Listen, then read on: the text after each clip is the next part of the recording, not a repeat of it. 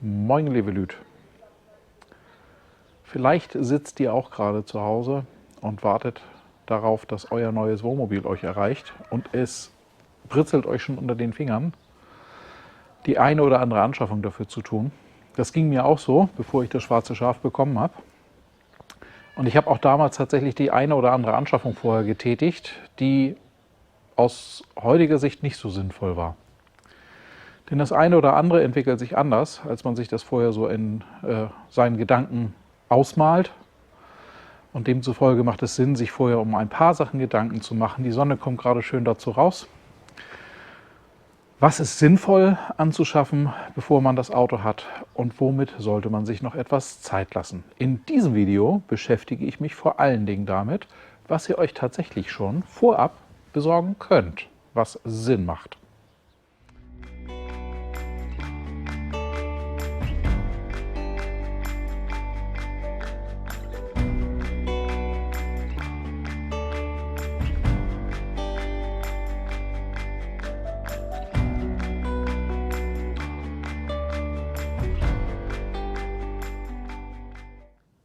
Punkt 1. Eure Gasversorgung. Eigentlich braucht so gut wie jedes Wohnmobil eine Gasflasche, mindestens zum Kochen.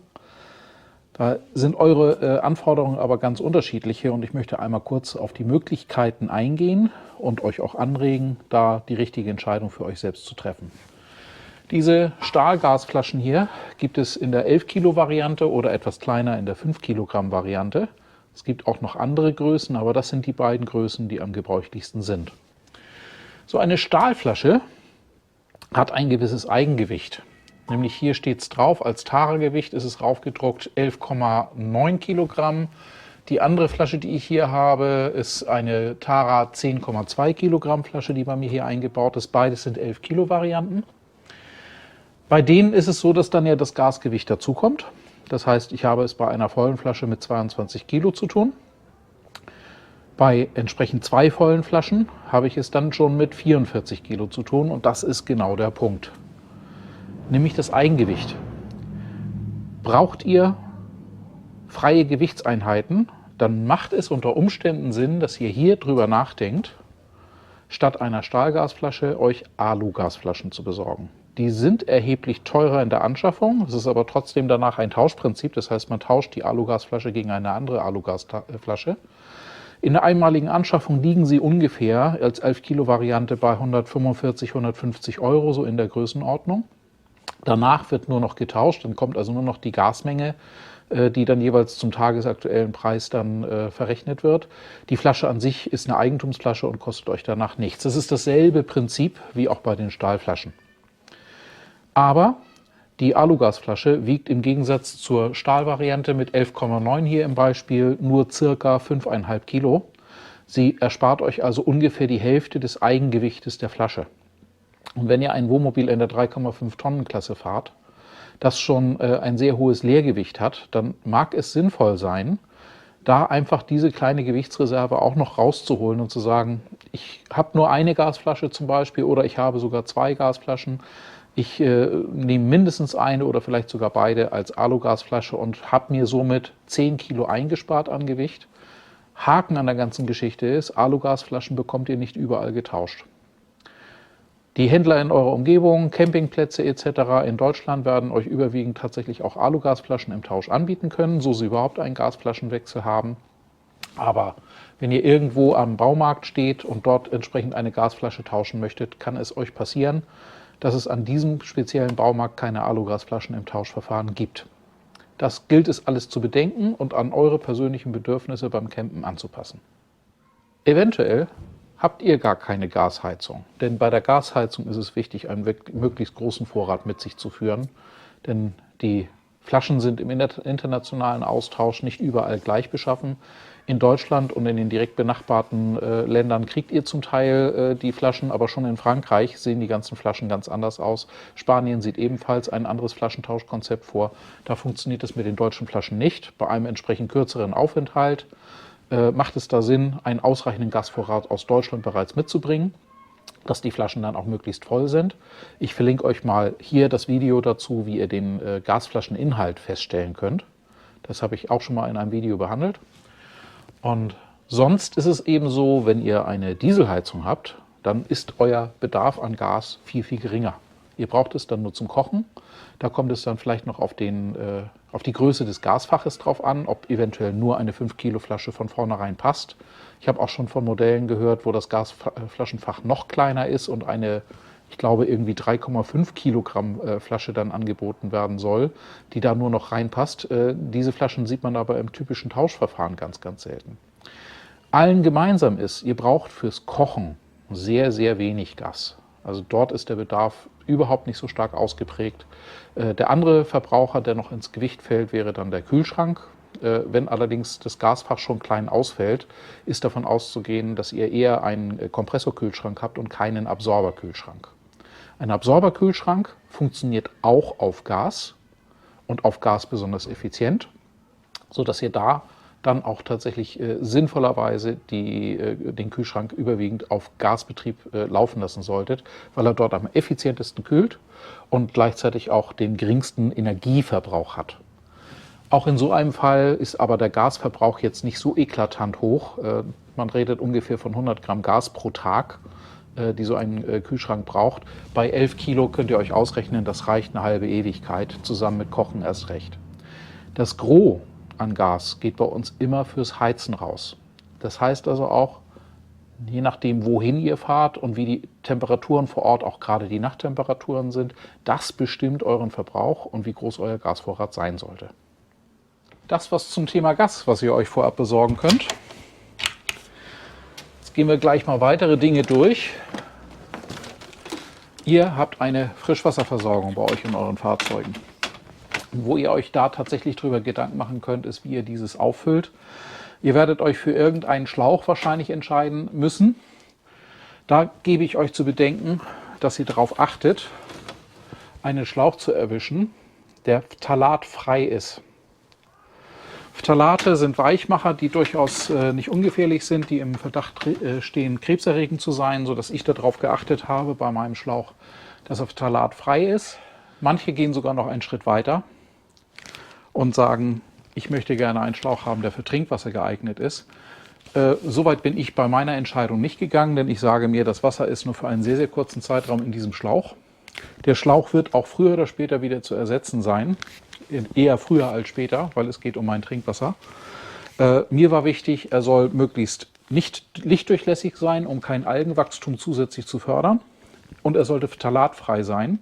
Und er sollte kein Vermögen kosten. Da war für mich dieser Schlauch von Kärcher, phthalatfrei, die beste Lösung, die beste Variante.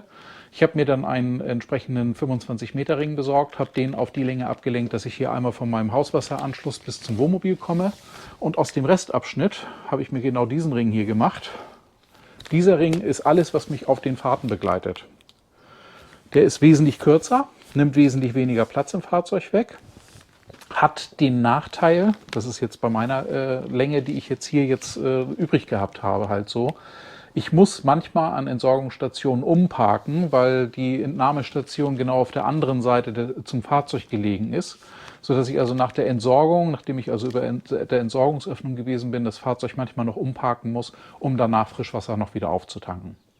Das ist aber bislang noch nie ein größeres Problem gewesen, von daher lebe ich mit diesem kurzen Schlauch, der auch wenig Platz wegnimmt, wunderbar. Bevor ich es vergesse, die verlinke ich euch alle einmal unterm Video. Na, also die von mir eingesetzten Produkte, die findet ihr alle als Link unterm Video wieder. Als Ergänzung kann ich euch hier noch ein paar Sachen dazugeben. Ich habe also zum eigentlichen Einfüllen eine einfache Gardena-Spritze. Die hat den Vorteil, dass ich sie hier hinten in der Fördermenge einstellen kann. Je nachdem, wie viel Druck auf der liefernden Leitung ist, kann ich das dann einstecken in den Wassereinfüllstutzen, ohne dass ich jetzt die ganze Zeit es festhalten muss. Denn über den Hebel hier kann ich den Griff arretieren. Das Wasser läuft dann durchgehend. Ich kann auch jederzeit stoppen, wenn jetzt das Wasser kurz vor voll ist, dass ich also nicht erst zum Wasserhahn rennen muss und dort dann das Wasser abschalten muss. Es reicht, dass ich hier die Pistole dann entsprechend öffne. Und ich kann den Wasserdruck eben über diesen Hebel, wie eben schon erwähnt, schön einstellen, dass er nicht zu schnell reinläuft, dass er nämlich dann zum Teil zurückschwappt, weil er gar nicht so schnell in den Tank ablaufen kann. Der kostet nicht viel, der ist so bei 13, 14 Euro, ist ein Gardena Standard-Tool. Hat mir ganz gut gefallen. Ist ein nice to have, ist kein Must. Damit ich weiß, wie viel Wasser ich einfülle, habe ich dann noch eine solche Wassermengenwaage, wollte ich gerade sagen, einen Wassermengenzähler. Den kann ich hier starten. Dann startet er auf 0. Und dann kann ich entsprechend bestimmen, wie viel Wassermenge ich denn jetzt einfülle. Und das ist tatsächlich eine ganz sinnvolle Geschichte, denn 20 Kilo Wasser sind auch 20 Kilogramm Gewicht. Wir waren eben schon bei den Gasflaschen bei dem Thema. 3,5 Tonnen Klasse, Gewicht ist ein absolutes Thema.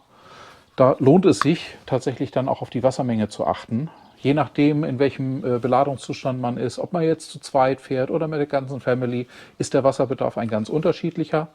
Es reicht oftmals nur die Hälfte der Menge, die theoretisch möglich wäre mitzunehmen und trotzdem eine ganze Woche damit klarzukommen. Das ist individuell unterschiedlich. Über diese Geschichte hier können wir es entsprechend dann genau ausmessen. Insgesamt habe ich auf diesem Wassermengenzähler jetzt schon 683 Liter und ein paar zerhackte, ja, ein halber Liter noch oben drauf, schon über diese Wasseruhr getankt. Hat mir gute Dienste dann geliefert. Was ich hier zusätzlich noch habe, sind alle möglichen Adapter, damit ich dann auch entsprechend den hier habe ich zum Beispiel noch nie benutzt, noch nie gebraucht. Das ist entsprechend größer, das ist ein Halbzoll. Ne, das ist ein 1 Zoll sogar. Ist immer gut, sowas mit dabei zu haben, dass man sich dann an die jeweils vor Ort vorhandenen Anschlüsse dann anpassen kann. Manche haben auch noch einen Wasserdieb. Der Wasserdieb ist quasi eine Gardena-Kupplung, die auf der anderen Seite eine Gummimuffe hat. Und diese Gummimuffe ist dann mit einem Drehschlüssel letzten Endes dann in der Enge einstellbar, sodass man ihn an einen stinknormalen Wasserhahn, der keinen Anschluss und kein Gewinde hat, einfach drüber stülpen kann, dann die Gummitülle sozusagen eng anzieht, dass die sich wirklich eng an diesen Wasserhahn dann anlegt und damit dann das Wasser entnehmbar macht auf eine Gardena-Kupplung. Da kommt der Name Wasserdieb her. Man kann damit sich an Wasserhähne anschließen, die eigentlich für eine solche Entnahme nicht geeignet sind. Ist durchaus nicht unpraktisch. Ich habe selber schon mal in Dänemark an einer offiziellen Versorgungsstation gestanden und habe einfach nicht den passenden Aufsatz gehabt. Habe mir dann beholfen, dass ich von Hand den Schlauch quasi so kräftig raufgepresst habe, wie es ging. Das funktionierte auch relativ gut. Ich habe da meine 30 Liter, die ich da brauchte, dann auch mit relativ wenig Verlustmenge herausbekommen. Aber ich hätte mir in dem Moment tatsächlich den Wasserdieb als Alternative gewünscht. Ein weiterer Artikel, den ihr euch gerne auch schon vorher besorgen dürft, aber denkt ein bisschen drüber nach, ist eure Stromversorgung. Jedes moderne Wohnmobil von der Stange, sagen wir mal, hat eine Außenstromversorgung. Für diese Außenstromversorgung könnt ihr auf dem Campingplatz euch entsprechend mit Landstrom versorgen. Über dieses Landstromkabel könnt ihr euer Fahrzeug entsprechend auf dem Campingplatz an Landstrom anschließen. Ihr habt dann 230 Volt Versorgung im Fahrzeug. Der EBL-Block ist üblicherweise meistens so geschaltet, dass er dann darüber auch die Aufbaubatterie lädt und auch die Starterbatterie wird, wenn die Aufbaubatterie voll ist, darüber ebenfalls mit einer Grundladung versorgt. Und ihr habt meistens 1 bis 2 230 Volt Auslässe im Fahrzeug verbaut, über das ihr dann eure ganz normalen 230 Volt Verbraucher dann anschließen könnt. Erwartet davon nicht zu viel. Bei den meisten Campingplätzen haben wir mittlerweile eine gute Absicherung, dass wir also auch eine 16 Ampere Absicherung pro Stromabnehmerkreis haben. Das entspricht dem, was wir in unseren Hausinstallationen von zu Hause so kennen. Es gibt aber auch gerade im europäischen Ausland durchaus auch Campingplätze, bei denen die einzelnen Auslässe deutlich niedriger abgesichert sind. Zum Teil sind dort nur 6 Ampere auf dem Sicherungskreis. Da wird es für eine Kaffeemaschine, eine Kapselmaschine zum Beispiel, schon relativ eng. Das kann gut sein, dass ihr die anschaltet und in dem Moment, wo ihr den Prüfvorgang startet, sie also die meiste Leistung abfordert, geht sie dann plötzlich quasi aus, weil letzten Endes die Sicherung vom Campingplatz geflogen ist. Das liegt dann an der niedrigen Versorgung des Campingplatzes, nicht an eurem Fahrzeug. Diese Kabel haben eine Vorschrift in Deutschland. Sie sind nämlich in Deutschland vorgeschrieben als CEE. Das bezeichnet dieses Steckerformat, dass es dreipolig verpolungssicher ist und entsprechend auch mit Deckeln gesichert ist gegen eindringendes Wasser. Soll eine besonders sichere Art der Verbindung sein. Das ist die eine Vorschrift. Die andere ist, es muss 2,5 Quadrat dick sein vom Querschnitt her. Je dicker das Kabel ist, desto niedriger ist sein Widerstand, desto leichter kann der Strom durch das Kabel durchfließen. So kann man es vereinfacht sich vielleicht vorstellen. Und umso weniger wird das Kabel warm, da wir jetzt zum Teil ja mit enormen Kabelstrecken zu tun haben. Nicht nur das Kabel, das wir anschließen, sondern auch das Kabel, das auf dem Campingplatz vor Ort verlegt ist da als Sicherheitsvorgabe 2,5 Quadrat CEE Steckerformat. Manche Länder, deswegen ist meins auch gelb, sehen auch noch vor, dass es Signalfarbe sein soll. Ihr macht also grundsätzlich nichts verkehrt, wenn ihr euch ein entsprechendes Kabel in Signalfarbe besorgt. Ich werde mal eins raussuchen, das ich auch unter dem Video hier verlinken werde für euch. Mal schauen, welches mir da am ehesten gefällt. Es ist aber keine Vorschrift. Es ist also nicht Vorschrift, dass es Signalfarbe sein muss. Wie gesagt, einige Campingplätze im europäischen Ausland, Italien fällt da oft als Begriff, aber auch Großbritannien, da soll es ab und zu vorkommen, ist da durchaus ein Thema, dass die zum Teil darauf bestehen. Dann habe ich mich in meinem Kabel für 2 Längen entschieden und das war mein erster Fehler, denn tatsächlich war es zu Anfang nur genau eine. Diesen Fehler könnt ihr vermeiden. Ich habe tatsächlich gedacht, 10 Meter Kabellänge wäre für meine Anwendungszwecke vollkommen ausreichend. Ich musste dann leider feststellen, 10 Meter ist so gut wie nichts. Das Fahrzeug ist schon 6 Meter lang. Wenn ich alleine einmal ums Fahrzeug rum muss, um an die Steckdose ranzukommen, bin ich manchmal schon zu kurz. Trotzdem hat sich herausgestellt, ist die 10 Meter Länge gar nicht so verkehrt, weil auf vielen Stellplätzen passt es mit den 10 Metern ganz hervorragend. Und dann muss ich nur 10 Meter Kabel abrollen, hier als Handrolle sozusagen, und habe dann auch am nächsten Tag das Ganze entsprechend schnell wieder eingesammelt. Insofern bin ich dann nachträglich doch gar nicht so böse darum, diesen Fehler gemacht zu haben. Aber ich musste einsehen, mit 10 Metern komme ich insgesamt nicht so weit. Deswegen habe ich hier jetzt gerade in der Hand meinen zweiten Ring. Das ist ein 20 Meter Ring, den ich hier jetzt gerade aufgeschossen in der Hand habe. Habe mir dann nochmal bei Obelink diese Kabelhalter besorgt, dass die Kabel sich nicht dann irgendwo zum großen Knoten vertüdeln. Ich persönlich bevorzuge hier das lose Kabel, denn das kann ich ganz schnell entsprechend beim Laufen aufnehmen, in großen Schlaufen, so wie ich es hier getan habe, und kann es so stopfen, wie ich es brauche. Manche bevorzugen aber, das Ganze auf Rolle zu haben. Auf Rolle ist es natürlich wesentlich sauberer aufgeschossen, aber meine Erfahrung sagt mir, das Aufschießen des Kabels auf Rolle dauert wesentlich länger, als es hier von Hand einfach schnell aufzunehmen. Das geht ratzfatz, je nach Kabellänge. Und dadurch, dass ich jetzt 2 Längen habe, mit 10 und mit 20 Metern, bin ich auch in der Lage, bis zu 30 Metern zu überbrücken.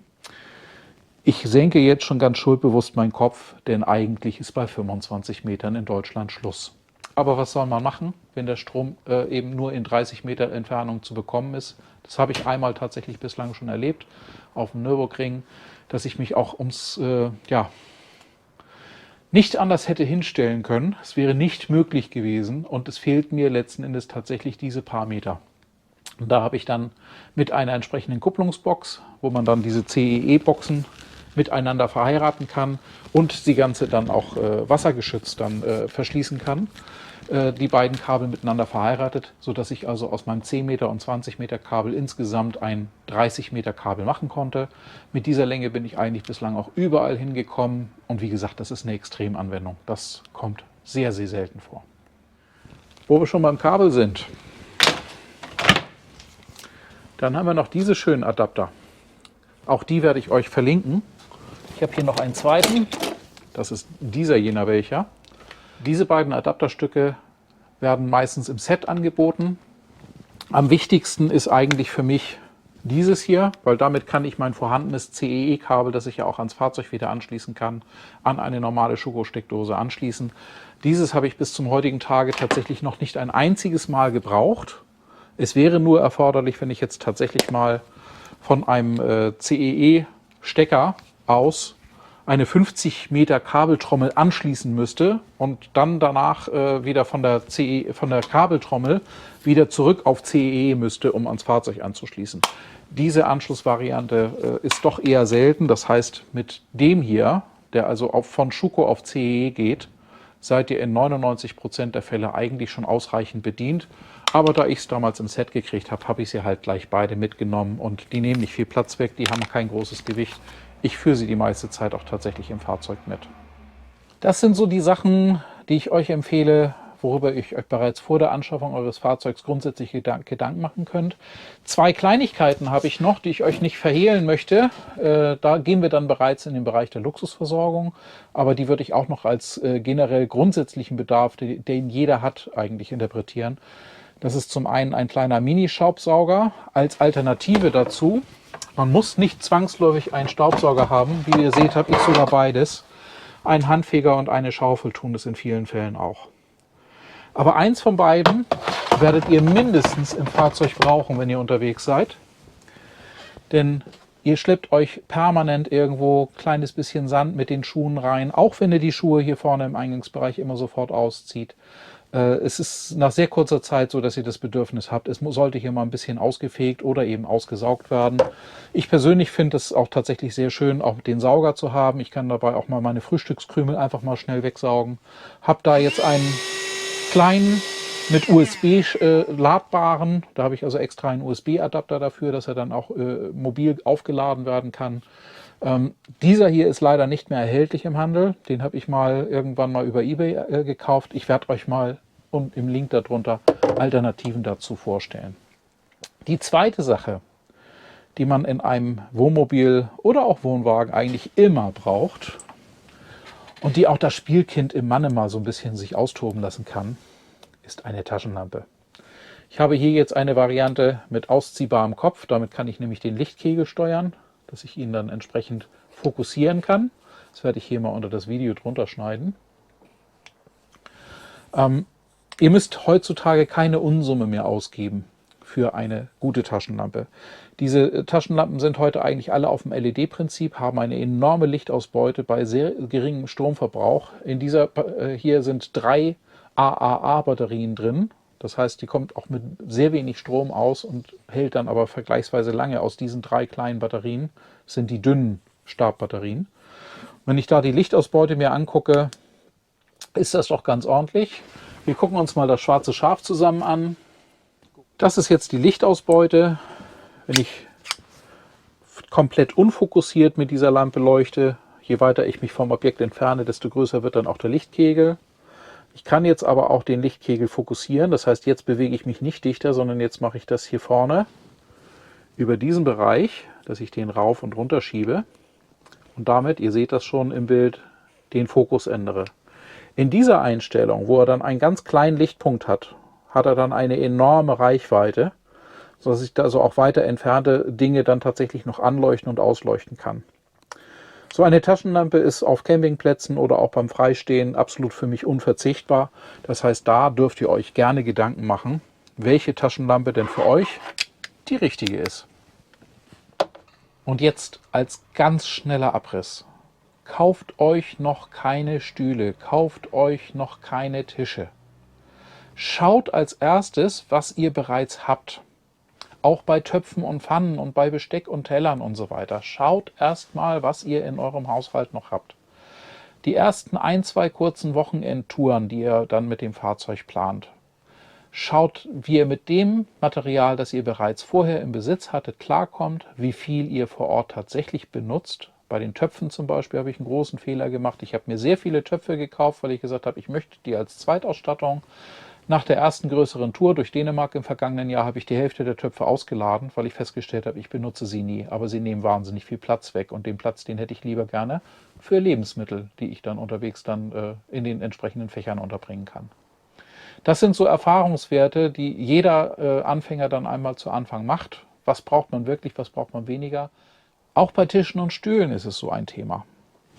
Viele von euch haben bereits irgendwo Klappstühle oder auf Festival kennt man diese Stühle, die man in kleinen Taschen dann über der Schulter tragen kann. So etwas ist vielfach im Haushalt schon vorhanden. Und auch wenn ihr diese Stühle eigentlich nicht so sehr mögt und eigentlich euch vorschwebt, ihr möchtet gleich was Vernünftiges haben, macht eure ersten Touren erstmal mit diesen Stühlen, auch wenn ihr wisst, dass die noch nicht so der Weisheit letzter Schluss sind und ihr definitiv was anderes haben wollt. Aber erst wenn man die ersten paar Touren gemacht hat und sein eigenes Campingverhalten dann auch ein bisschen näher kennengelernt hat, weiß man, worauf man später drauf achten möchte.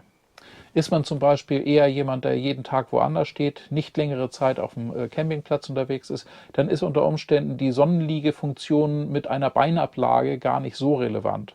Und dafür möchtet ihr lieber einen haben, der schön kuschelig ist, wenn ihr abends irgendwo am Highfire oder ähnliches zusammensitzt. Es sind zwei völlig verschiedene Stühle, die dafür erforderlich sind. Und ihr könnt jetzt erstmal eure Wünsche sozusagen mit der nicht idealen Lösung ausprobieren, feststellen, wo seid ihr am typischsten unterwegs, was ist euer typischer Bedarf, und dann fällt es euch auch viel leichter, bei einem späteren Besuch dann in den entsprechend einschlägigen Campingstores das Modell zu finden, das euch wirklich zusagt. Ganz ähnlich ist es mit den Tischen. Da habe ich mittlerweile zwei Modelle. Einer davon, der sehr leicht aufzubauende, der wird sehr häufig von mir verwendet. Den habe ich mir bei Decathlon geholt. Der hat einen Apfel und ein Ei gekostet. Er wird auch nicht die Ewigkeit halten, aber er ist innerhalb von einer Minute aufgebaut. Ich verlinke euch mal hier das Video zu den beiden Tischmodellen, die ich da mein eigen nenne. Der andere Tisch ist wesentlich robuster. Auch eine tolle Geschichte, nur effektiv. Hätte ich den einen nicht schon lange gehabt, dann würde ich ihn mir aus heutiger Sicht nicht mehr unbedingt kaufen. Jetzt ist es so, je nachdem, auf welchen Einsatzzweck ich losfahre, kommt der eine mit oder der andere mit. In den seltensten Fällen nehme ich beide mit. Das ist eigentlich vor der Fahrt schon klar, welches Modell da der Favorit ist. Wenn euch dieses Video gefallen hat, lasst mir gerne ein Like da hier auf meinem Kanal Travel with Me. Lasst mir auch gerne ein Abo da. Wer nicht abonnieren will, ist nicht so schlimm. Aber ihr verpasst keins meiner Videos mehr und ich freue mich über jedes eurer Abos. Bis zum nächsten Mal. Euer Michael.